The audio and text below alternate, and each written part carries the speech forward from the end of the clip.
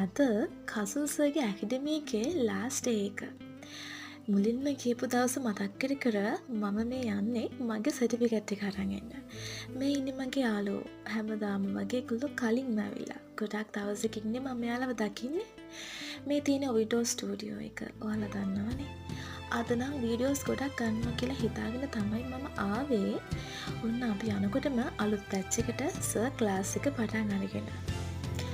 මෙතන කොච්චරනම් පැක්ටිස් කරාද කියලා හිතා තමයි මම මේ වීඩියෝ එක ගන්නේ. මට පස්සේ බලන්න තියාගන්න. හිතපු තරම් නම් වීඩියෝස් එකතු කරගන්න බැරි වුණා. එතන තිබුණු තත්ත්වෙත් එක්ක සර්ගේ ටෙස්ට් එක පාස් වුණ නිසා සර්ගේ සර්ටිෆිකේට් එක මට හම්බ වුණා. ඉතින් මට හරිම සතුටුයි. කසුන් සර් වගේම ආනන්ද සර්වත් මතක් කරන්න ඕනේ. මේ ඉන්නේ ආනන්ද සර්. හරිම හොඳ ගුරුවරයෙක්.